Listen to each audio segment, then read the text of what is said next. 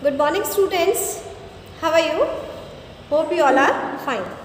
So students, today we will read the new chapter in Hindi, ईमानदार लकड़हारा. लकड़हारा कौन होता है बच्चों? पता है आपको? लकड़ी काटने वाला, जो पेड़ों से लकड़ियाँ काटते हैं, लकड़ी काटने वाले को लकड़हारा बोलते हैं.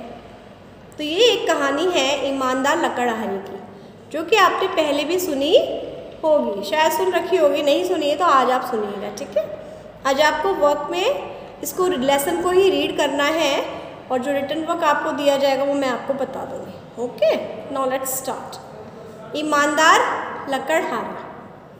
तो नाहरपुर गांव में एक लकड़हारा रहता था. तो इसमें गांव का नाम क्या था? गांव का नाम था नाहरपुर. ये चीज़ें आपको याद करने की हैं कि आपको क्या क्या कैसे कैसे याद करना है. जैसे हम पूछ सकते हैं कि लकड़हारे के गांव का नाम क्या था. तो नाहरपुर गांव था, उसमें एक लकड़हारा रहता था. वह बहुत ही परिश्रमी था. परिश्रमी था मतलब वो बहुत ही मेहनती था, यानी वो मेहनत करके खाता था. कोई यदि उसे ऐसे कह देता था ना फ्री में भी, वैसे भी कुछ दे देनी आप रख लो, तो ऐसा नहीं, वो मेहनत करके ही खाना पसंद करता था. वह ईमानदार भी था. ईमानदार कौन होते बेटा? ईमानदार जो कभी झूठ नहीं बोलते.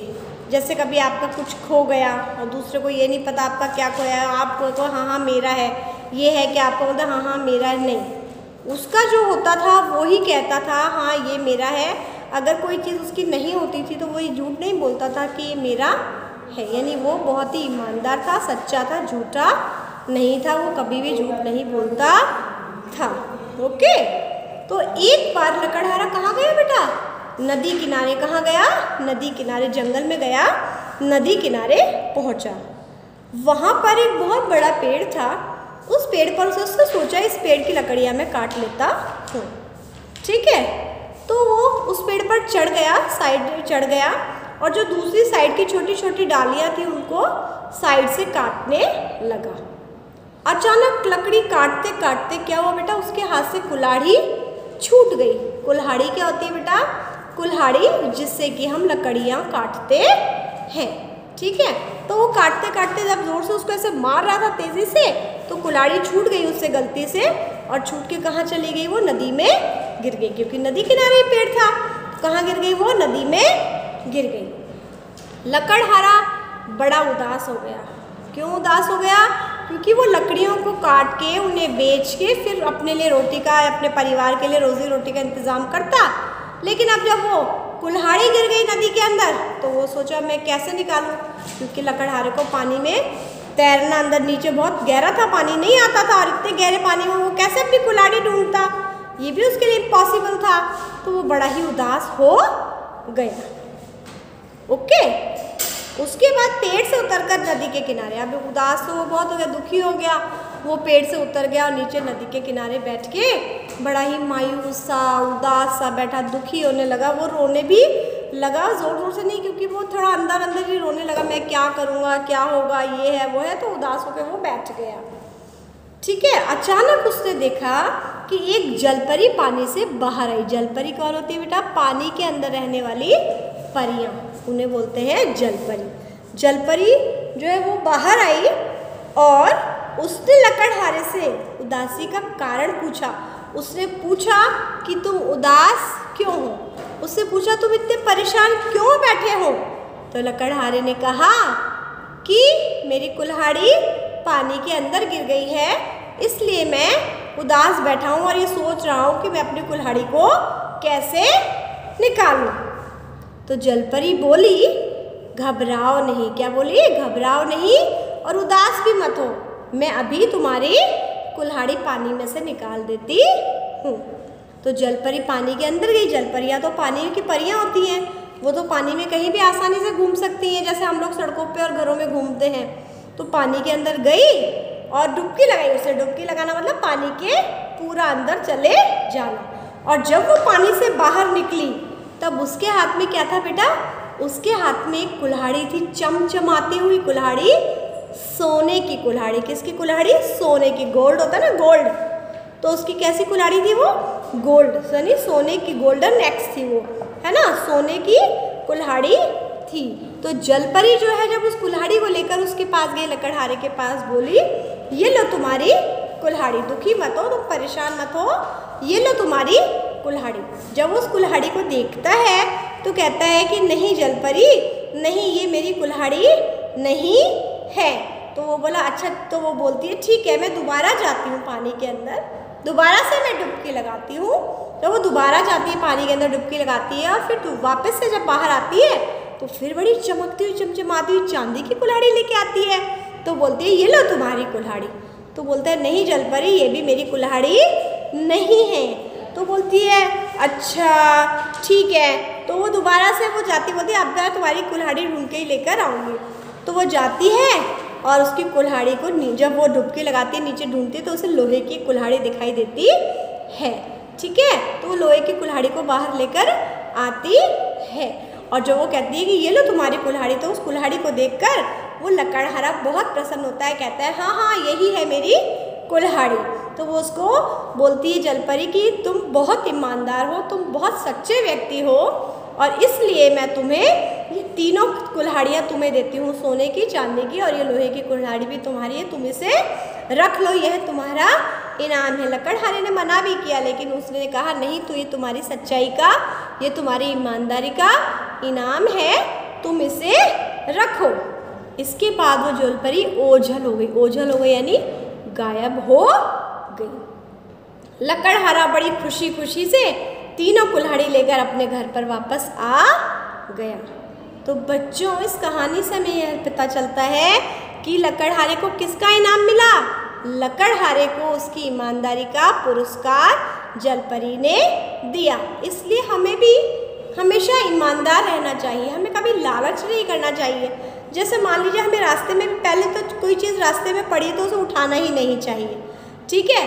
और हमें कोई किसी चीज़ का लालच देता है कि मैं तुम्हें इतना ये दूंगा वो दूंगा, तुम मेरा ये काम कर दो। अगर आपको लगता है काम गलत है तो नहीं करना चाहिए, और अगर आपको लगता भी है कि काम सही है तो लालच में आके नहीं करना चाहिए, ठीक है। इस चीज़ का हमेशा ध्यान रखना चाहिए कि हमें लालच नहीं करना चाहिए, झूठ नहीं बोलना चाहिए और हमें ईमानदारी से, सच्चाई से ही सब काम करने चाहिए। तो लकड़हारे को किसका इनाम मिला? लकड़हारे को उसकी ईमानदारी का पुरस्कार मिला। तो इस कहानी से हमें यही शिक्षा मिलती है कि हमें कभी लालच नहीं करना चाहिए और हमेशा ईमानदार बने रहना चाहिए, ठीक है। अब बच्चों इसके अंदर आपको घर पे तो आप एक तो इस लेसन की रीडिंग करेंगे और दूसरा तो सेम एज यूजुअल हमेशा जो आप करते हैं, जैसे कठिन शब्द हैं, कठिन शब्द आपको नोटबुक में करने हैं। देखिए नंबर 1 लकड़हारा। लकड़हारा क्या है? ये लकड़हारा। लकड़हारा होता है लकड़ी काटने वाला। कुल्हाड़ी, कुल्हाड़ी जिससे हम लकड़ी काटते हैं, ठीक है। परिश्रमी, परिश्रमी यानी मेहनती, जो मेहनत करते हैं। चांदी, चांदी और सोना ये दोनों क्या बेटा? ये धातु है, ये मेटल्स है, ठीक है। जलपरी, जलपरी जल में रहने वाली परी।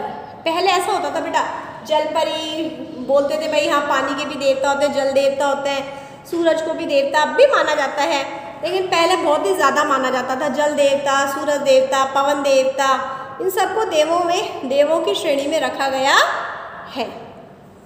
चलिए इधर आ जाइए, शब्दार्थ देखेंगे। शब्दार्थ में सबसे पहले लकड़हारा। लकड़हारा मीन्स लकड़ी काटने वाला।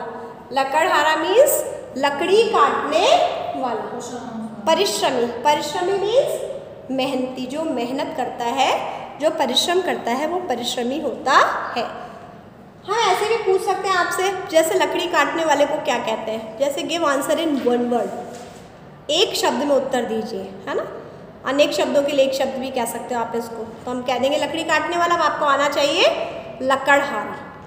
हम लकड़हारा भी लिख के दे सकते हैं, उसमें आप लिखोगे लकड़ी काटने वाला, और अगर हम देंगे लकड़ी काटने वाला कौन है तो आप लिखोगे लकड़हारा। सेम परिश्रमी में हम ऐसे लिख सकते हैं, मेहनत करने वाला कौन होता है? परिश्रमी भी हो सकता है, वो मेहनती भी हो सकता है।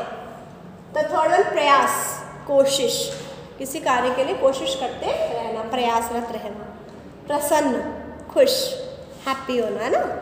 ओझल यानी गायब हो जाना, यानी आंखों से ओझल हो जाना, गायब हो जाना, दूर चले जाना, ठीक है। और आप लास्ट में लिखेंगे टी साइन और पी साइन। तो स्टूडेंट्स, अब आपका वर्क आपको पता चल गया आपको क्या करना है। दूसरी चीज़ आपको मेन है कि रीडिंग आपको करना है। ये एक छोटी सी स्टोरी है, लेकिन ये स्टोरी हमें बहुत बड़ी सीख देती है, बहुत बड़ी शिक्षा देती है कि हमें हमेशा क्या करना चाहिए बेटा, ईमानदार बने रहना चाहिए। तो आप इसको क्या करेंगे, लेसन को पूरा रीड करेंगे।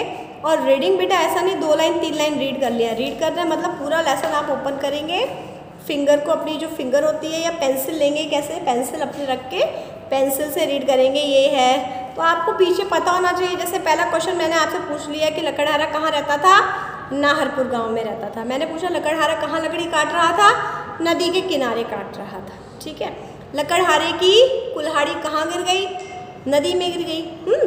लकड़हारे की कुल्हाड़ी किसने निकाली, जलपरी ने निकाली।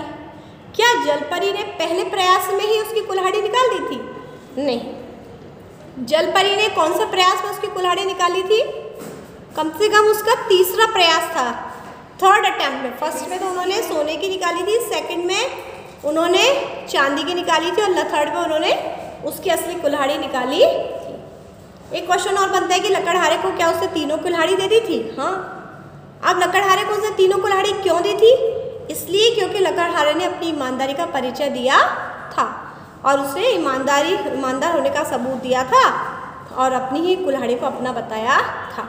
तो उसने जलपरी ने प्रसन्न होकर उसको तीनों कुल्हाड़ियाँ दे दी।